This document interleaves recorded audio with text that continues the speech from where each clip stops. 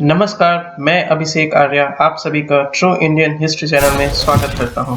आखिर मुझे true Indian history channel क्यों बनाना पड़ा? आज के दौर में अगर हम देखें तो ये देश जहां हिंदू बहुसंख्यक हैं, लेकिन फिर भी हिंदुओं को आए दिन अलग अलग उपनाम जैसे आरएसएस एजेंट, कम्युनल, एक्सट्रीमिस्ट, भगवा, आतंकी आदि से संबोधित किया जाता है। ये सब सुनकर भी हम मौन हैं। अगर यहाँ किसी एक मुस्लिम के साथ कोई घटना हो जाती है, उसकी आवाज हर मीडिया चैनल से लेकर विदेशों के बड़े बड़े मीडिया हाउसेस तक चली जाती है। वहीं किसी हिंदू के साथ कोई घटना हो जाए तो पहले तो उसे दबाने की कोशिश की जाती है। अगर इक्के दुक्के देश के मीडिया तक आवाज पहुंचती भी है, इस पे कोई भी नेता या समाज के सो कॉल्ड इंटेलेक्चुअल्स का ध्यान नहीं जाता है और थक हार कर वो मीडिया चैनल भी टीआरपी को देखते हुए अपने प्राइम टाइम में इसे कवर नहीं करते। मेरा सवाल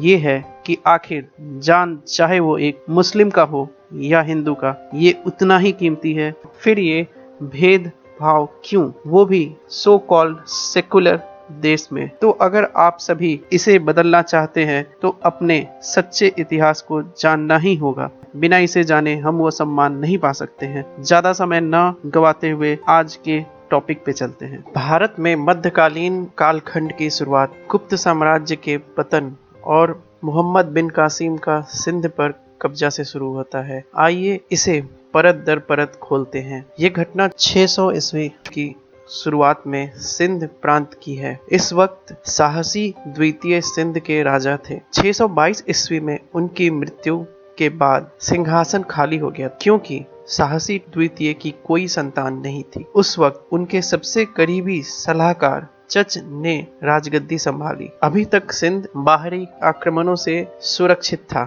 632 ईस्वी में इस्लाम के संस्थापक मोहम्मद की मृत्यु हो गई। अबू बकर उनके उत्तराधिकारी के रूप में पहला खलीफा बना। उसने खलीफा बनते ही अपने लोगों से इस्लाम के नाम पर जिहाद करने का आदेश दिया। जिस अरबी सेना ने 6 सालों के अंदर ही अंदर Iraq, Syria, Persia, Egypt, Mesopotamia, फिलिस्तीन और यहाँ तक कि सेंट्रल अफ्रीका को भी अपने कब्जे में कर लिया था, उन्हें 634 ईस्वी से 710 ईस्वी तक 14 बार हमला करके भी 76 साल में एक भी सफलता नहीं मिली। तो सोचिए हमारे राजा कितने सूरवीर होंगे। सिंध पे पहला आक्रमण 634 ईस्वी में हुआ और इसमें अरबों को राजा चच की सेना ने बुरी तरह कुचल दिया था। 671 ईस्वी में चच के मरणोपरांत उनके बड़े बेटे चंद्रसेन ने राजगद्दी संभाली, जिन्होंने 680 तक शासन किया। 680 ईस्वी में उनके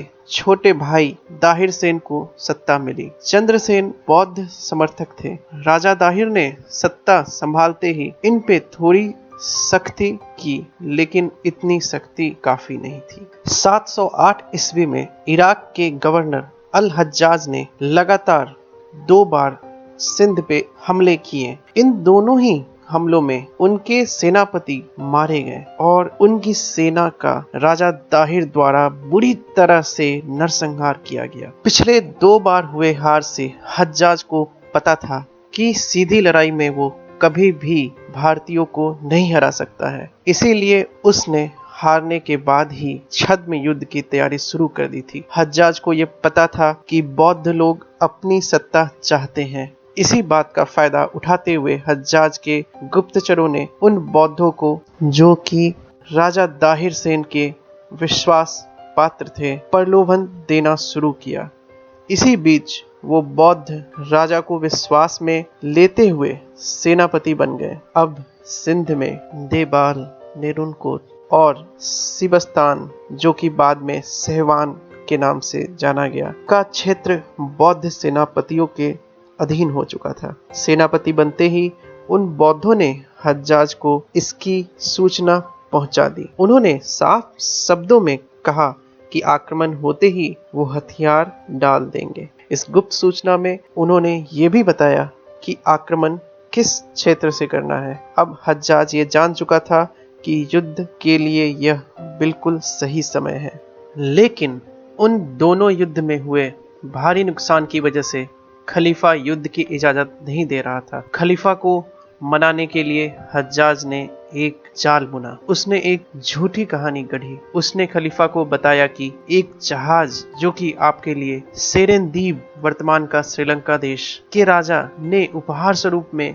काफी सारे हीरे जवाहरात एवं हरम के रूप में लड़कियों को भी भेजा था, उसे सिंध प्रांत के पायरेट्स, समुद्री लुटेरों ने लूट लिया है। ये आपका अपमान है। अब तो हमें सिंध पे जिहाद करना ही होगा। 712 ईस्वी में हज्जाज ने आक्रमण करने की रणनीति बनाना शुरू कर दिया। इस आक्रमण के लिए हज्जाज ने मोहम्मद बिन कासिम को सेनापति बनाया। मोहम्मद बिन कासिम ने अपनी जर्नी मकरान से शुरू की। आप इस मैप में ये देख सकते हैं कि कैसे बिन कासिम मकरान से होते हुए देबाल के तटीय क्षेत्र तक पहुंचा। देबाल नेरुनकोट या सहवान की तरह बड़ा शहर नहीं था। कासिम ने जैसे ही देवाल पर हमला किया, उन्हें सिंधी सेना से भयंकर प्रतिरोध का सामना करना पड़ा। उस वक्त देवाल में 4 से 6 हजार राजपूत एवं कुछ हजार ब्राह्मणों की फौज थी। इन्होंने कासिम को 10 दिनों तक रोके रखा। इस 10 दिन के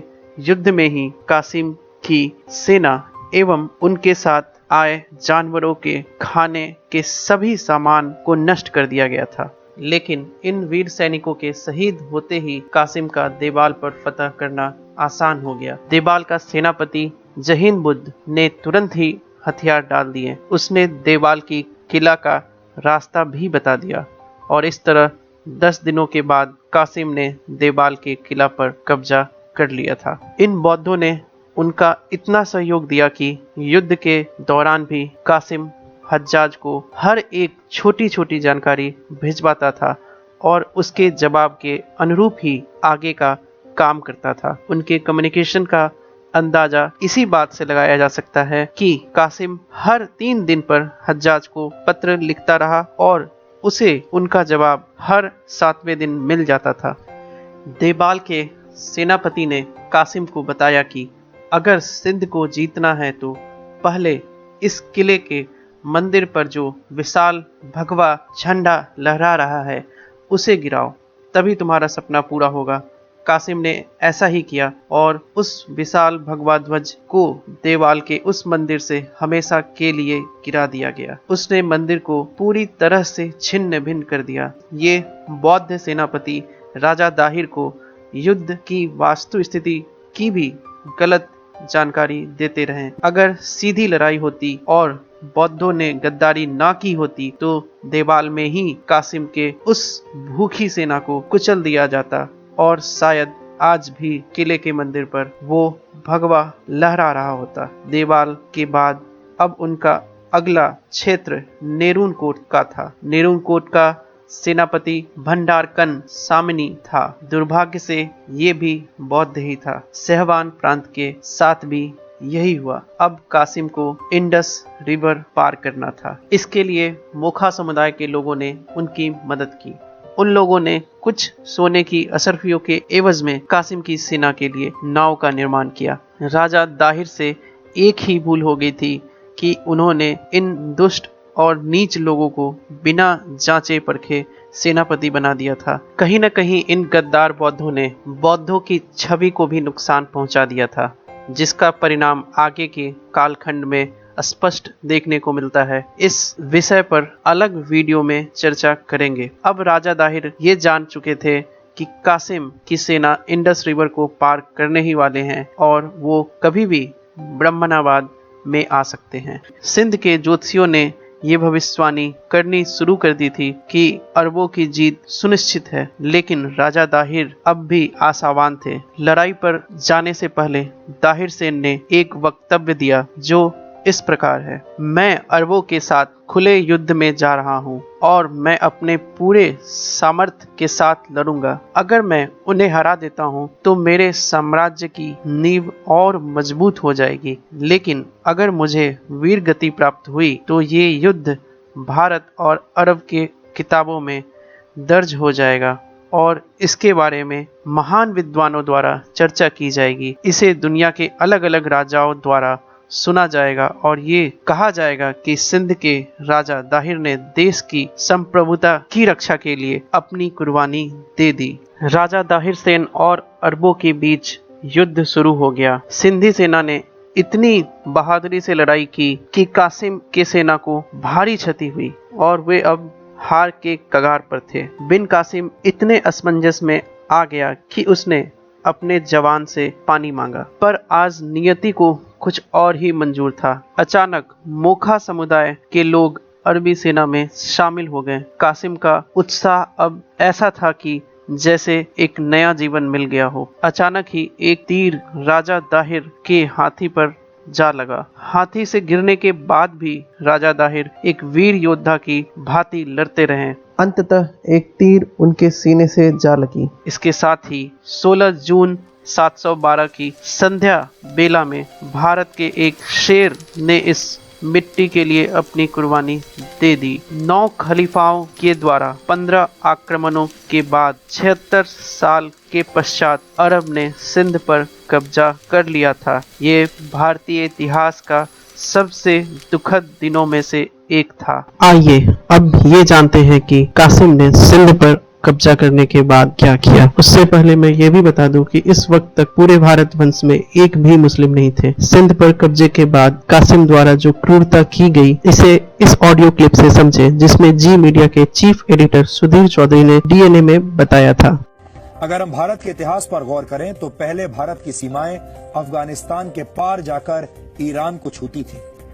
अब आप जरा विचार कीजिए कि आज पैदा होने वाली भारत की पीढ़ी क्या इस बात पर कभी भरोसा कर सकती है कि अफगानिस्तान में कभी हिंदू बहुसंख्यक थे और वहां के राजा हिंदू हुआ करते थे।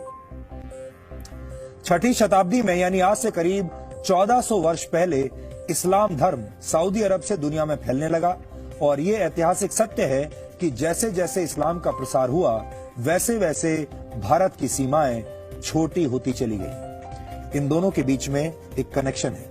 आखिरी बार भारत का नक्शा 1947 में बदला, जब पाकिस्तान के रूप में भारत का एक बड़ा हिस्सा भारत से अलग हो गया। और दुख की बात यह है कि इस्लाम के नाम पर ही पाकिस्तान का भी निर्माण हुआ, यानी तब भी भारत के टूटने की वजह इस्लामिक कट्टरता ही थी।